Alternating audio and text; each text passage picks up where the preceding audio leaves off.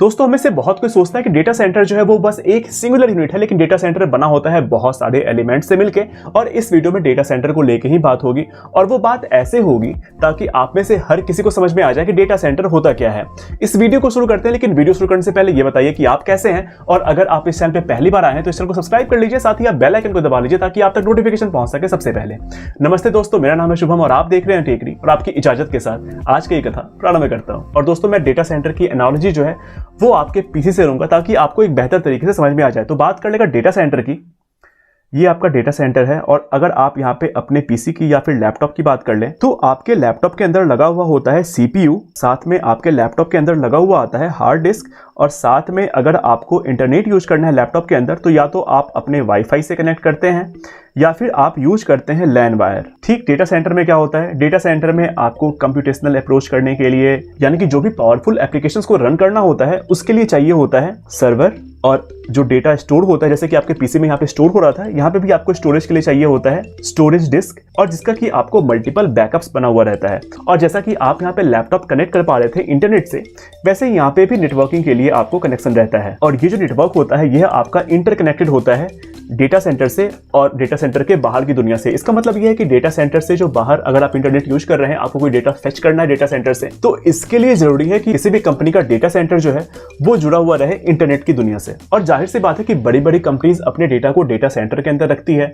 ये आपका personal PC या पर्सनल लैपटॉप नहीं है कि अगर डेटा चला भी गया या फिर आपका लैपटॉप काम करना बंद भी कर दिया तो भी आपका काम किसी और सिस्टम के अंदर चलता रहता है। यहाँ पे डेटा सेंटर को होना पड़ेगा रिलायबल, एफिशिएंट, सिक्योर और जो कंटिन्यूसली इवॉल्व होता रहे। और जब इतना कुछ डेटा सेंटर के अंदर हो रहा है तो डेटा सेंटर को चाहिए एक अच्छा खासा इंफ्रास्ट्रक्चर, ताकि उसके अंदर पावर बैकअप, सिक्योरिटी, उसकी कूलिंग सारा कुछ हो सके। साथ में ऐसा कोई ज्योग्राफिकल एरिया जहां पे टेररिस्ट नहीं हो, जहां पे फ्लड नहीं आता हो, यानी कि कोई भी नेचुरल या फिर मैन मेड डिजास्टर नहीं होता हो। अगर ऐसा कुछ होने की संभावना होती है, इसी वजह से बनाया जाता है मल्टीपल डेटा सेंटर। जैसे कि अगर कोई कंपनी ए है, वो अपने डेटा को भेज रही है डेटा सेंटर के अंदर, डेटा सेंटर 1 के अंदर, लेकिन यहाँ पे क्या हो रहा है, यहाँ पे फ्लड आ गया तो यहाँ पे ये डेटा सेंटर काम करना बंद कर दिया।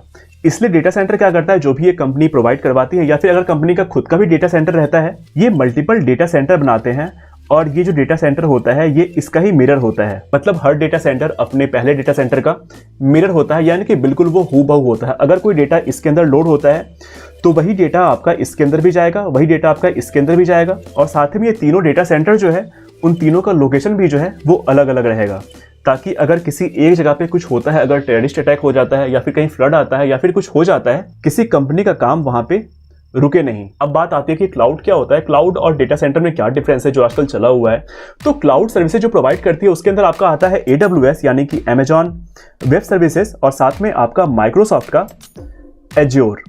और माइक्रोसॉफ्ट का एज्योर ही अभी आपका पबजी भी रन करेगा, यानी कि पबजी का डेटा सेंटर जो होगा वो आपको माइक्रोसॉफ्ट एज्योर का ही होगा। तो यहाँ पे मैं दो मेन क्लाउड प्रोवाइडर्स की बात कर लूं तो ये आपका अमेजॉन का है और दूसरा आपका माइक्रोसॉफ्ट का है। यहाँ पे पहले क्या हो रहा था कि अगर कोई कंपनी ए थी, जैसा कि मैंने आपको पहले बताया, वो अपने सारे डेटास को डेटा सेंटर के अंदर भेज रही थी, और ये डेटा सेंटर जो है वो कंपनी ए का ही था। तो कंपनी को यहाँ पे अपने कंपनी को भी चलाना है, साथ में डेटा सेंटर को भी देखना है। लेकिन जब से ये क्लाउड प्रोवाइडर्स आ गए हैं तो कंपनी अपने डेटास को यहाँ पे स्टोर कर सकती है। और आमतौर पे जो कंपनी रहती है, अगर मैं किसी कंपनी की बात करूं जो कि एक छोटी सी कंपनी है, अगर मैं एक ही बात कर लूं, ये एक छोटी सी कंपनी है और इसे जब अपना डेटा सेंटर बनाना होता है ये अपनी कंपनी के आसपास ही या फिर कंपनी के प्रीमाइसेस में ही डेटा सेंटर को बनाती है। लेकिन मैंने आपको बताया कि डेटा सेंटर का बैकअप जो है वो किसी अलग ज्योग्राफिकल एरिया के अंदर होना चाहिए, ताकि कभी कुछ भी नेचुरल कैलेमिटी भी आ जाए तो उनका काम नहीं रुकना चाहिए। तो बात यहाँ पे अब एक और आ गई। एक बड़ी कंपनी थी जिसका कि डेटा सेंटर था आपको एक दिल्ली के अंदर,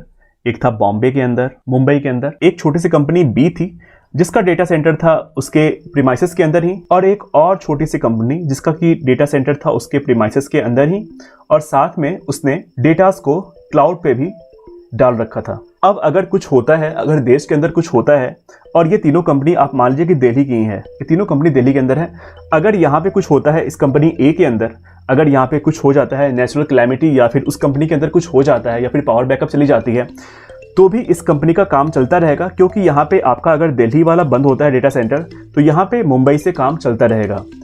लेकिन कंपनी बी के अंदर, क्योंकि ये सारा कुछ कंपनी के प्रीमाइसेस के अंदर ही था और कंपनी बी जो है वो ऑलरेडी पावर बैकअप की वजह से यहाँ पे काम करनी बंद कर दी है, तो ये आपका डेटा सेंटर भी यहाँ पे काम करना बंद कर देगा। लेकिन यहाँ पे कंपनी सी, जो कि बिल्कुल सिमिलर कंपनी है, कंपनी बी की तरह ही है और एक छोटी सी कंपनी है, इसने भी अपना डेटा सेंटर बनाया कंपनी प्रीमाइसेस के अंदर ही, तो इसका ये डेटा सेंटर तो यहाँ पे बंद हो गया था। लेकिन क्योंकि इसने एक चालाकी ये की थी कि इसने अपने सारे डेटास को क्लाउड के ऊपर भी रख रखा था, इसी वजह से इस कंपनी का काम बंद नहीं होता है, ये कंपनी चलती रहती है। और यही सारी वजह होती है कि कोई भी कंपनी अपना डेटा सेंटर जो है किसी ऐसे जगह पे नहीं बनाती है जहां पे कि हर दिन या फिर कुछ दिनों में टेररिस्ट अटैक होता रहता है। किसी ऐसे जगह पे जो कि काफी सिक्योर है, जहां पे कि आपको फिजिकल सिक्योरिटी भी काफी बेहतर होती है। अगर वर्चुअल सिक्योरिटी की बात कर ले वो तो होता ही है, ताकि आपका डेटा सिक्योर रह सके, साथ में वहां पे फिजिकल सिक्योरिटी भी होनी चाहिए ताकि डेटा सेंटर पे कोई हार्म नहीं पहुंचा सके। मुझे लगता है कि डेटा सेंटर के बारे में इतना ही आज के लिए काफी ज्यादा होगा, और इसके बारे में अगर कोई जानकारी मैं आपको आने वाले समय में दूंगा तो मैं यहाँ पे आई बटन पे उसे डाल दूंगा। अगर आपको ये वीडियो अच्छा लगा तो आप इस वीडियो को लाइक कर दें, शेयर कर दें और सब्सक्राइब कर दें। मिलते हैं फिर से किसी नेक्स्ट वीडियो में नए टॉपिक के साथ, तब तक के लिए थैंक यू, धन्यवाद।